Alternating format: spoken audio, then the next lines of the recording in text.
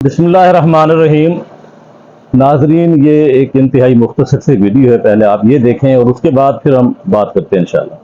बिस्मिल्लाहिर्रहमानिर्रहीम, अस्सलाम वालेकुम। अगर आप एक खातून न्यूज़ एंकर को 20 मिनट तक टीवी पर खबरें देते हुए मुस्तकिल देखते हैं और आपके जहन में कोई गंदा ख्याल नहीं आता, आपके जहन में कोई हलचल पैदा नहीं होती,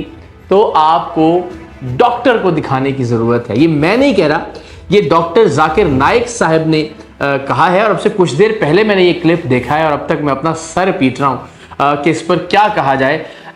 फरीहा अदरीस साहिबा को इंटरव्यू दे रहे थे डॉक्टर जाकिर नाइक, और ज़ाहिर अपनी निगाहें नीचे रखते हुए मोहतरमा की जानिब वो नहीं देख रहे थे, लेकिन इस अजीबो गरीब क्लिप में तो उनका ये कहना था कि अगर आप एक खातून को 20 मिनट तक देख रहे हैं टेलीविजन पर और उसने मेकअप कर रखा है, वो न्यूज़ एंकर है, और अगर आपके जहन में कोई गंदा ख्याल नहीं आ रहा, अगर कोई गंदी बात नहीं आ रही, कोई गंदी सोच पैदा नहीं हो रही, अगर कोई हलचल नहीं हो रही, तो फिर आप में कोई मसला है, आपको डॉक्टर को दिखाना चाहिए। डॉक्टर जाकिर नाइक साहब के मुताबिक वो औरत को देखता है मेकअप के साथ, उसके दिमाग में कुछ नहीं होता है तो डॉक्टर के पास जाना चाहिए। कुछ प्रॉब्लम है आदमी में।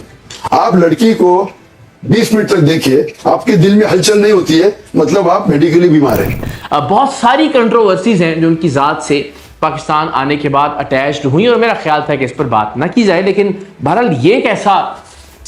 वीडियो क्लिप था कि मुझे लगा कि अब ज़रा डॉक्टर जाकिर नाइक साहब के हवाले से गुफ्तगू ज़रूर की जानी चाहिए। इसमें कोई शक नहीं कि उनकी बहुत सारी खिदमात हैं दीन के हवाले से, इसमें कोई शक नहीं कि दीन का पैगाम पहुंचाने के हवाले से वो एक मोतबर शख्सियत है। और मैं हमेशा ही कहता हूं कि चंद बातों से इख्तलाफ करने का मतलब हरगिज़ ये नहीं होता कि आप उनकी पूरी शख्सियत से या उनके कॉज से या उनके मकसद से या उनकी पूरी जिद्दोजहद से इख्तलाफ कर रहे हैं। सो ये बात ज़रूर जहन में रखिएगा। तो सबसे पहला इख्तलाफ तो मुझे इस बात पर है कि उलमाए दीन को, उलमाए कराम को अपनी ज़ात को जहन में रखते हुए ये अज्यूम नहीं कर लेना चाहिए, ये फर्ज नहीं कर लेना चाहिए कि जैसा वो सोचते हैं सबके सब लोग वैसा ही सोचते होंगे। यानी जाकिर नाइक साहब ने ये एतराफ़ किया इस क्लिप के अंदर कि मेरे मुताबिक अगर 20 मिनट तक एक खातून न्यूज़ एंकर को टीवी पर खबरें देते हुए देखकर किसी के जहन में कोई गंदी सोच पैदा नहीं होती, कोई हलचल नहीं होती, तो उसे डॉक्टर को दिखाना चाहिए। इसका मतलब कि डॉक्टर जाकिर नाइक अगर 20 मिनट तक किसी भी खातून को मेकअप में देखते हैं टेलीविजन के ऊपर, वो कोई ड्रामा नहीं कर रही, वो कोई फिल्म नहीं कर रही, वो नाच नहीं रही, वो गा नहीं रही, उसने कोई बेहुदा लिबास नहीं पहन रखा, एक न्यूज़ एंकर जो एक मुनासिब कपड़ों के अंदर होती हैं, उन्हें देखकर इसका मतलब है डॉक्टर जाकिर नाइक के जहन में गंदे ख्यालात पैदा होते हैं, उनके जहन में हलचल होती है। तभी वो कह रहे हैं कि अगर नहीं होती तो इसका मतलब है कि वो एबनॉर्मल है कोई आदमी। तो ये फर्ज नहीं कर लेना चाहिए कि सबके जहन में गंदा ख्याल पैदा होता होगा। मुमकिन है डॉक्टर जाकिर नाइक के बरअक्स बहुत सारे लोग ऐसे होते हों कि जो खबरों पर फोकस कर रहे होते हैं, जो ये देख रहे हो कि वो क्या बात कह रही है। वो फ़लस्तीन के बच्चों की शहादत की बात कर रही है वो न्यूज़ एंकर, वो बेरूत में होने वाले हमलों की बात कर रही है, वो पाकिस्तान के सियासी मामलात की बात कर रही है, वो महंगाई की बात कर रही है, वो लोगों का रोना पीटना दिखा रही है जो महंगाई से, बेरोज़गारी से तंग हैं। इस पर हो सकता है बहुत सारे लोगों का फोकस हो, बजाय इसके कि वो खातून न्यूज़ एंकर को देखकर अपने जहन में हलचल पैदा कर रहे होते हैं। तो मेरा ये ख्याल है जाकिर नाइक साहब को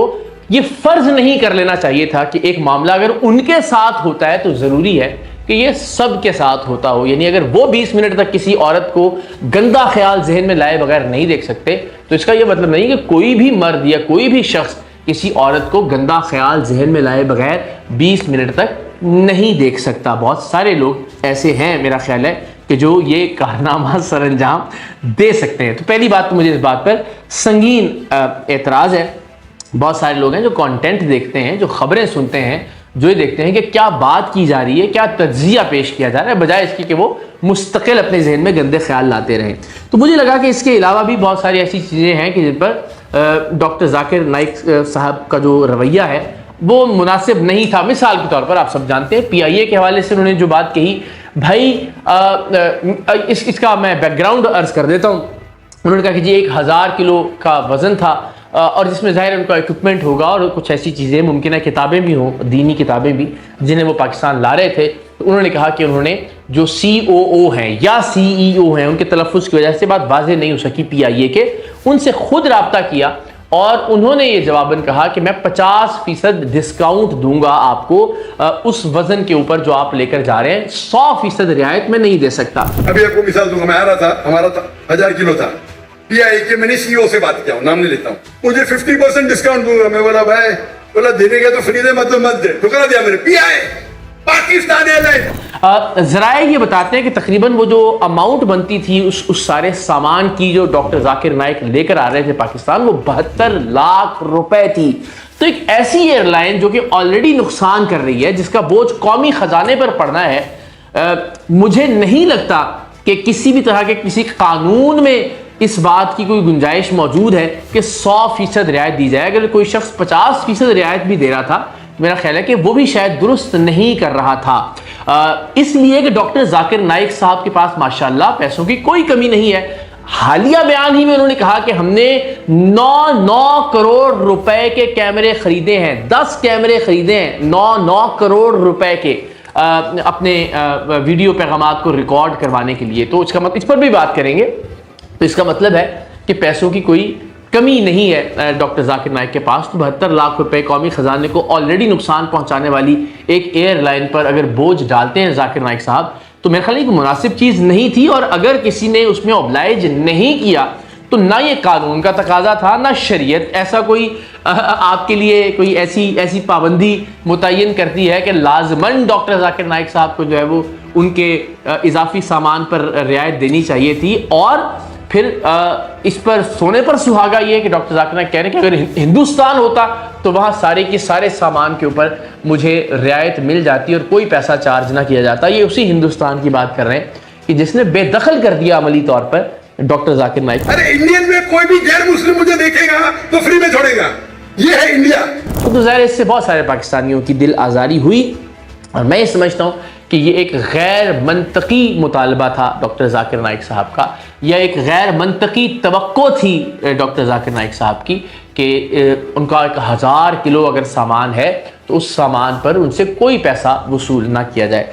تو اس طرح کی بہت ساری چیزیں، مثال کے طور پر وہ جو یتیم بچیوں کا معاملہ تھا، اس پر بھی لوگوں نے تنقید کی۔ چلیے اس میں بہرحال یہ رعایت دی جا سکتی ہے کہ شرعاً اگر کوئی شخص یہ سمجھتا ہے، اور پھر ذاکر نائک صاحب نے تو خود بتا دیا کہ وہ کسی بھی غیر محرم خاتون کو ٹی وی پر بھی دیکھتے ہیں، خبریں پڑھتے ہوئے بھی دیکھتے ہیں، تو ان کے ذہن میں ہلچل پیدا ہوتی ہے۔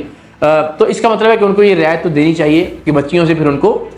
دور ہی رکھا جانا چاہیے۔ پھر انہوں نے کیمروں کے حوالے سے، جس طرح میں نے پہلے بھی کہا، بہت ہی فخر کے ساتھ یہ بتایا کہ $3 لاکھ کا ایک کیمرہ ہم نے خریدا، یعنی 9 کروڑ روپے پاکستانی، اور تقریباً 10 کیمرے خریدے ہیں۔ چند مہینے پہلے ہم نے اس دور کے سب سے بہترین فل کیمرہ خریدے، الحمدللہ۔ ایک کیمرہ، اس کا لینس $3 لاکھ کا ہے، تقریباً 9 کروڑ روپیہ ایک کیمرہ سے۔ ونس اگین مجھے لگتا ہے کہ یہ اسراف کے زمرے میں آتا ہے، اس لیے کہ یا تو جو ان کا جو ٹیلی ویژن ہے پیس ٹی وی، وہ پروڈکشنز کر رہا ہو، کچھ ایسے تاریخی ڈرامے کریٹ کیے جا رہے ہوں، کچھ ایسی فلمیں بنائی جا رہی ہوں کہ جن سے دین کی ترویج کا، دین کی تبلیغ کا کام لیا جا رہا ہو، تو ظاہر اس میں پھر ڈفرینٹ اینگلز، ڈفرینٹ لینز، اور آپ کو مختلف ٹیکنیکلٹیز کی ضرورت پڑتی ہے۔ اگر آپ نے سمپل لیکچرز ریکارڈ کرنے ہیں، جیسی ان کی ریکارڈنگز ہم دیکھتے ہیں، اس کے لیے اگر 9 کروڑ روپے کا کیمرہ خریدا جا رہا ہے ایک ایسی دنیا میں کہ جہاں بہت سارے لوگ بھوکے مر رہے ہیں، جہاں لوگوں کے پاس روزگار نہیں ہے، جہاں علاج کی سہولیات نہیں ہے، میرا یہ عاجزانہ میری یہ رائے ہے کہ بہرحال یہ اسراف کے زمرے میں آتا ہے، اور شاید ایسا نہیں کیا جانا چاہیے تھا، اور اگر ڈاکٹر صاحب نے ایسا کچھ کیا تو اس کو بہت ہی فخر کے ساتھ شاید بتانے کی ضرورت نہیں تھی۔ پھر یوٹیوب کی کمائی کو حرام قرار دیا ڈاکٹر ذاکر نائک صاحب نے۔ اب حیرانی کی بات یہ ہے کہ انہی کے مکتبہ فکر کے یا انہی کی سوچ کے بہت سارے لوگ، بلکہ کچھ علماء تو ان کے سامنے تشریف فرما تھے کہ جو کہ یوٹیوب کی کمائی کو اپنے لیے حلال سمجھتے ہیں، علل اعلان اپنی کمائی کا اعتراف کرتے ہیں، اس کو قبول کرتے ہیں، وصول کرتے ہیں، اور کہتے ہیں کہ یہ حرام نہیں ہے۔ یوٹیوب کی کمائی کو حرام اس لیے قرار دیا ڈاکٹر ذاکر نائک نے کہ اس میں جو ایڈ چلتے ہیں اس میں خواتین بھی ہوتی ہیں، اس میں میوزک بھی چلتا ہے، وغیرہ وغیرہ وغیرہ۔ اللہ تعالیٰ مجھے روز لاکھوں دیتا ہے تو کیوں میں یوٹیوب دے دوں بھائی؟ یوٹیوب سے حرام کمائی حرام ہے۔ یوٹیوب کے ایڈ سے اگر آپ کماتے ہیں، وہ ایڈ میں لڑکی آ جائیں گی، میوزک آ جائیں گی، یہ آ جائیں گا وہ۔ میں یہ سمجھتا ہوں کہ دین کو، میری درخواست ہے، ظاہر ہے میں کوئی عالم دین نہیں ہوں، امپریکٹیکل بنا کر پیش نہیں کیا جانا چاہیے، نہیں بالکل ناقابل عمل بنا کر پیش نہیں کیا جانا چاہیے۔ بہرحال ہم جانتے ہیں پاکستان کے اندر، اس طرح میں بار بار مولانا طارق جمیل صاحب کی بات کرتا ہوں، اور ایسے بہت سارے علماء ہیں کہ جو زیادہ فوکس حقوق العباد کے اوپر کرتے ہیں، لوگوں سے لوگوں کے معاملات کے اوپر کرتے ہیں۔ آج کی دنیا، آج کے اس زمانے کے حوالے سے اگر آپ ناقابل عمل بنا کر پیش کریں گے دین اسلام کو، تو یہ کوئی خدمت نہیں ہوگی دین اسلام کی، لوگ متنفر ہونا شروع ہو جائیں گے دین سے۔ اب جیسا کہ آپ اگر یہ سمجھتے ہیں کہ 20 منٹ تک کسی خاتون نیوز اینکر کو اگین کوئی ناچنے گانے والی نہیں ہے، کوئی فلم اداکارہ نہیں ہے، کوئی بوس و کنار نہیں ہو رہا، کچھ بھی نہیں، خبریں سنا رہی ہے اگر ایک خاتون، تو ڈاکٹر ذاکر نائک سمجھتے ہیں اسے بھی 20 منٹ تک دیکھ کے کوئی نہ کوئی گندا خیال ضرور ذہن میں آتا ہے۔ میں یہ سمجھتا ہوں کہ ایسی باتیں کرنے سے کہ جن سے دین کی کوئی خاص خدمت نہیں ہو رہی، اجتناب کیا جانا چاہیے۔ بہرحال ڈاکٹر ذاکر نائک ہم سب کے لیے قابل احترام ہے، بہت ساری خدمات، بہت سارے لوگوں تک دین کا پیغام ان کی وجہ سے پہنچا، لیکن دین کا وہ پیغام پہنچنا چاہیے کہ جو ذرا مثبت، روشن، قابل عمل ہے، تاکہ شروع میں ہی لوگ متنفر نہ ہونا شروع ہو جائیں۔ میری یہ درخواست ہے کہ ہم سب احترام میں رہتے ہوئے ڈاکٹر ذاکر نائک سے ضرور اختلاف کریں، اور ایک آدھ بات پر، یا جس طرح 2-3 اختلافات میں نے ان کا اظہار کیا، اس سے ہرگز یہ مراد نہ لے لی جائے کہ ہم ڈاکٹر صاحب کی شخصیت اور ان کی جد و جہد سے یا ان کا جو کنٹریبیوشن ہے اس سے ہی انکاری ہیں۔ ایسا بالکل نہیں ہے، وہ قابل احترام ہے، ان کی خدمات سر آنکھوں پر، لیکن ہماری دانش میں جو چیزیں جن سے احتراز برتنا چاہیے، وہ گزارش میں نے آپ کی خدمت میں کی۔ بسم اللہ الرحمن الرحیم۔ میرے خیال میں اقرار الحسن صاحب کو جو شرعی امور ہیں، شرعی معاملات ہیں، اس پہ بالکل بھی سپیچ نہیں کرنی چاہیے۔ وہ ایک اینکر اور صحافی ہیں، وہ حالات حاضرہ پہ بول سکتے ہیں، وہ مسائل اور ان چیزوں پہ بول سکتے ہیں، انہیں شرعی طور پہ ان چیزوں کا نہیں علم۔ انہوں نے بہرحال میں یہ سمجھتا ہوں کہ انہوں نے اس طرح کر کے زیادتی کی ہے، اور ان کو ایک طرح اپنا ذاکر نائک صاحب سے بالکل معذرت کرنی چاہیے، اور بلکہ تمام مذہبی حلقوں سے معذرت کرنی چاہیے جن کا اسلام سے تعلق ہے۔